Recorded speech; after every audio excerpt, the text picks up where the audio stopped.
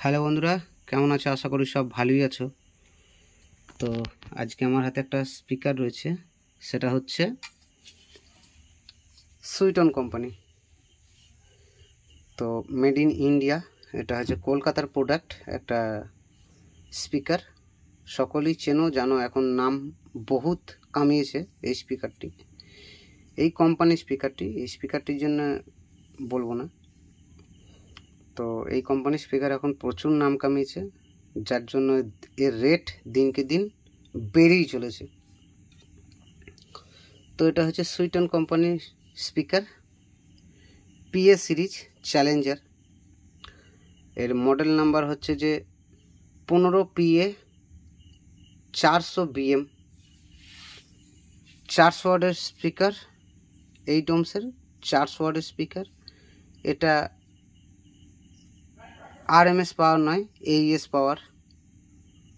আর সুইটন কোম্পানির প্রত্যেকটা স্পিকারই P audio যেরকম আর কি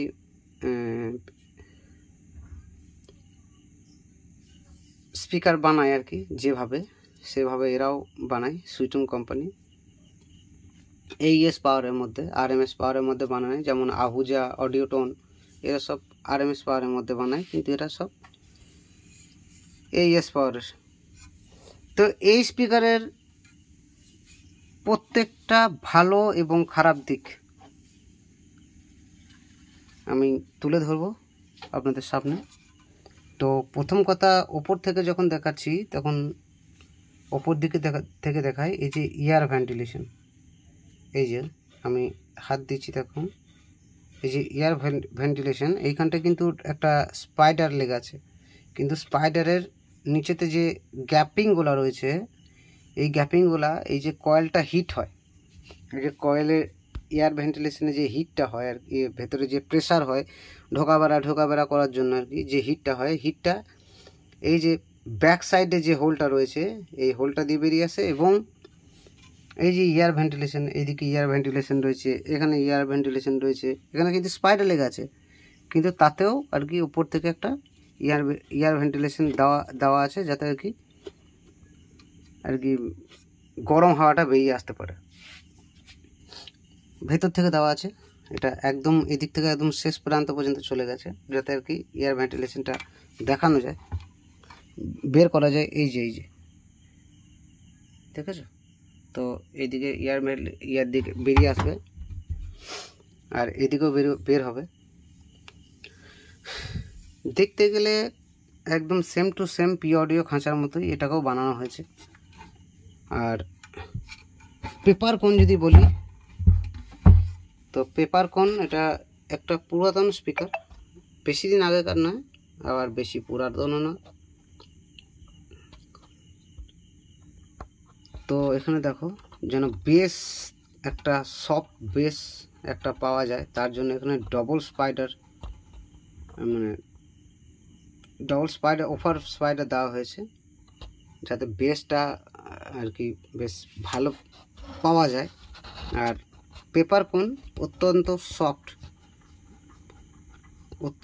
সফট পেপার, মানে একদম নরম, যেন বেসটা যেটুকু বেস হবে এবং তাগড়া বেস হবে তার জন্য, এবং থ্রো সাউন্ডটা থ্রোলি ছুটবে আর কি। তো এই ধরনের স্পিকারে, মানে এটা 400 ওয়াটের স্পিকার, তো এই স্পিকার এটা কিন্তু 400 ওয়াটের স্পিকার হলে কি হয়, যে বেস হয়, তার সঙ্গে কিন্তু এর টোনও প্রোভাইড করে, মানে টোনটাও ভালো পাওয়া যায়। এটা কিন্তু কোম্পানির অরিজিনাল কয়েল, এটা কিন্তু ডুপ্লিকেট কয়েল না, অরিজিনাল কয়েলটা, যেটা কোম্পানির অরিজিনাল কয়েল আছে সেটাই আছে। তো এর খামতি আছে, অনেক খামতি, সেটা হচ্ছে আমি এই যে আমার কাছেই রয়েছে, তো এই যে লিড, তো বন্ধুরা এই লিডটা একবার দেখো তোমরা। তো লিড কিন্তু অত্যন্ত পাতলা লিড ব্যবহার করে কোম্পানি,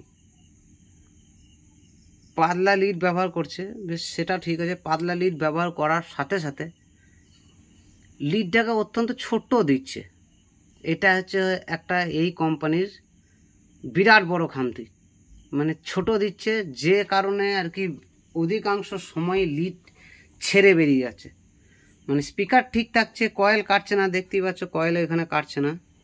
হ্যাঁ, কয়েল কাটেও নি, কয়েল কিছু হয়ও নি, কিন্তু লিড ছিঁড়ে যাচ্ছে। লিড ছিঁড়ে গেলে সমস্যা হচ্ছে কি, স্পিকার চলতে চলতে বন্ধ হয়ে যাচ্ছে। হ্যাঁ, আর কি একটা প্রোগ্রাম ফিল্ডে চলতে চলতে স্পিকার বন্ধ হয়ে গেল, সব থেকে বড় সমস্যা। তার জন্য এই যে আমি লিড লাগিয়েছি। তো এই লিড আমি কানেকশন করে দেবো, একদম ইম্পোর্টেড লিড আছে, দেখলে অনেকে বুঝতে পারবে। লিডের কালার দেখলে কিন্তু সাদা ধরনের লিডটা না, যে সাদা যে লোকাল লিড সেই লিডটা না, এটা গোল্ডেন একটা কালারের মধ্যে লিড।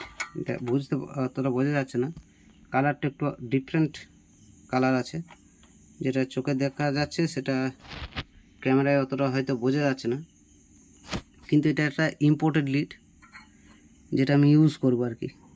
আর যাতে করে এ কোনোভাবেই আর না ছেড়ে, মানে সব থেকে ছিঁড়ে যাওয়ার চান্সটা এর বেশি থাকছে। মানে আমি দেখেছি অনেক জনারই এই প্রবলেমটা ফেস করতে হয়েছে। তো এটা হচ্ছে একটা বড় সমস্যা, যেটার জন্য আর কি খুব আর কি যারা অপারেটর আছে বা যারা আর কি এই স্পিকার ব্যবহার করছে তারা জানে যে এটা ছিঁড়ছে, প্রচণ্ড ছিঁড়ছে, যার জন্য প্রচণ্ড অসুবিধাও ভোগ করতে হচ্ছে। তো বন্ধুরা, এই স্পিকারের এটা বিরাট বড় খামতি এই কোম্পানি, এই স্পিকারের জন্য না, এই কোম্পানিরই। হ্যাঁ, তাতে সেটা 400 ওয়াট বলো, 500 ওয়াট বলো বা 600 ওয়াট, লিড কিন্তু ছিঁড়বেই। হ্যাঁ, তো এই একটা ব্যাপার যেটা তোমাদেরকে জানানোর ছিল আর কি, খামতি। তো এটাই হচ্ছে খামতি, বিরাট খামতি, বিরাট। মানে এই খামতিটার অবশ্যই কোম্পানিকে লক্ষ্য করা দরকার, কিন্তু কোম্পানি এটা হয়তো লক্ষ্য করছে না বা কেউ জানাচ্ছে না। তো এইটুকুই। ভিডিও ভালো লাগলে অবশ্যই লাইক শেয়ার সাবস্ক্রাইব করবে বন্ধুরা, চ্যানেলকে ফলো করবে, আর জুড়ে থাকবে দীপ সাউন্ড অফিসিয়ালের সাথে। কোনো কমেন্ট থাকলে করতে পারো, কমেন্টের উত্তর আমি দিচ্ছি, কালকেও দিয়েছি অনেক কটা, আজকেও যখন সময় পাবো দেব। আর অনেকে বলো যে দাদা ভিডিও বানাচ্ছ না, ভিডিও দিচ্ছ না, তো বন্ধুরা কি বলবো। হ্যাঁ, এই দেখো মেশিনের গাদ লেগে আছে এখানে। হ্যাঁ, এখানে মেশিন আছে, আর দেখো এতগুলা স্পিকার পড়ে আছে, এই সামনে একটা মেশিন বাগানোর আছে, এখানে ক্যাবিনেট তৈরি হচ্ছে। হ্যাঁ, এইখানে একটা স্পিকার পড়ে আছে, এই মেশিনটাকে এখনই রিপেয়ারিং করা হলে মেশিনে ভিডিও পাবে পরবর্তীকালে। হ্যাঁ, তো এরকম ব্যাপার, গোটা ঘরে একদম বিরাট অবস্থা বন্ধুরা। তার জন্য আর কি সবসময় ভিডিও দেওয়া আমার সম্ভব হয়ে ওঠে না। অনেকে ভাবে যে ভিডিও দেয় না, ভিডিও করে না, সবসময় ভিডিও পাই না কেন। এক দাদা বলছিল যে বক্স দেখিয়ে ছেড়ে দিলে, আমার পরিচিত, আমার বাড়িও এসেছে সেই দাদা।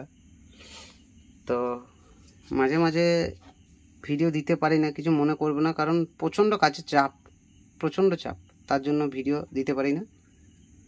তো বাই বন্ধুরা, আজকে পর্যন্ত এইটুকুই।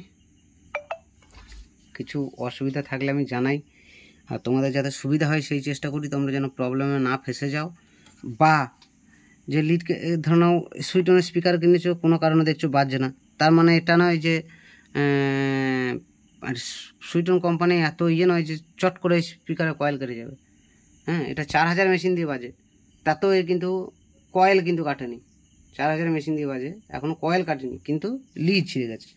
লিড ছেঁড়ার সম্ভাবনা থেকেই যায় বন্ধুরা, তার জন্য আমি এটাকে দেখালাম যে মিস্ত্রিকে দেওয়ার আগে অবশ্যই এই দিকটা দেখে নেবে, নাহলে এখনকার যা মিস্ত্রি সব বাঁশ দিয়ে দেবে।